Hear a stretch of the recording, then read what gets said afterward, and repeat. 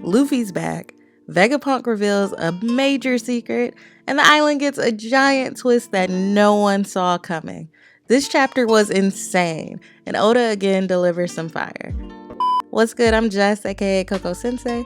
I do anime and manga related content, reviews, and occasionally talk about Jesus. If you're new, welcome. Sit down and grab a snack because we got a lot to talk about. Today we're talking about the latest chapter of One Piece, so here's your spoiler alert if you haven't read it yet.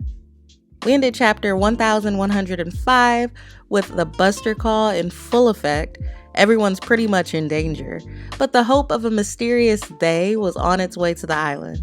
So now in this chapter, we start off with a big ship off the coast approaching Egghead with someone saying, whoa, they're really going at it. Then we cut to Luffy full of food, but he's digesting everything and getting back to his normal size.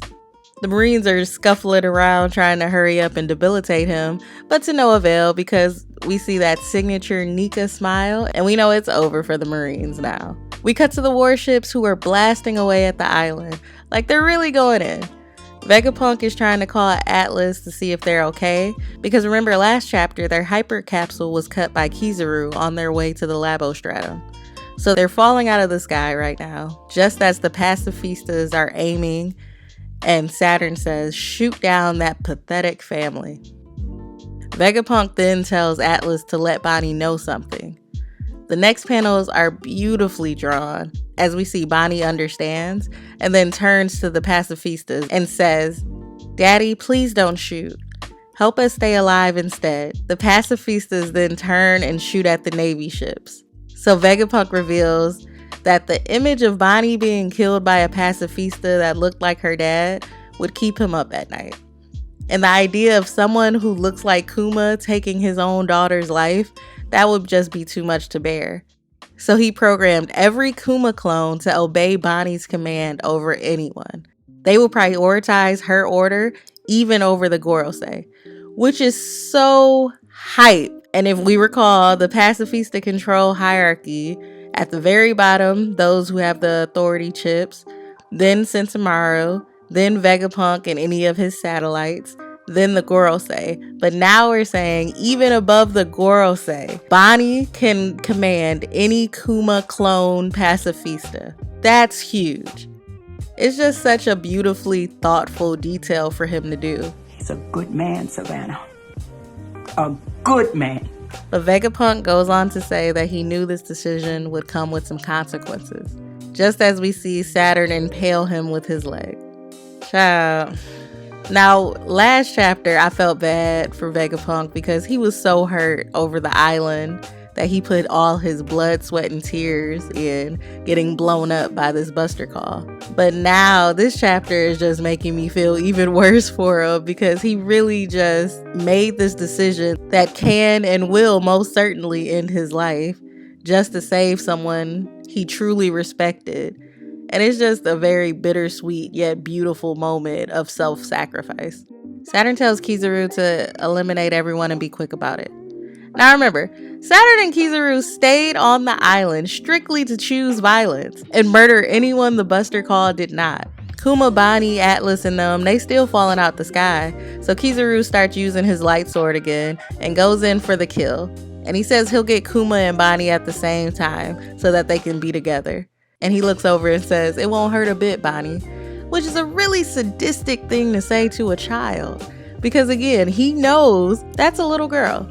But just then, Luffy swoops in laughing and stops Kizaru with a punch. Bonnie is confused and says, is that Straw Hat? Because remember, she's technically never seen him in his Gear 5 form. Luffy, still laughing, says, after that snack, I'm back at full power, so let's have some fun. We see the drums are playing. Everyone who was falling, they land safely. Saturn is looking pissed off. Kizaru is slumped on the ground, holding his head like he's pretty much just had enough of all of this. And I really am so confused and concerned about this internal battle that he's having. Bonnie rushes over to Vegapunk, and because the drums are still playing, the ancient robot turns on. Then Bonnie realizes that the rhythm of the drums is the same rhythm that Kuma told her that Nika shows up laughing to. She has a flashback of them dancing to the beat. And then Vegapunk explains that Luffy is the sun god Nika, and that people have awaited his arrival for hundreds of years. Really, we could have just ended the chapter right there and it would have been amazing. But we get an even hyper reveal right after. We see a huge ship coming up past the Marines. We hear some of the Marines talking amongst themselves saying, "I thought they died years ago. What the heck are they even doing here?" And we see Dory and Broggy and the giant pirates. They're swooping in and attacking the Navy. And then they start talking amongst themselves saying, "Hey, they're asking why we're here.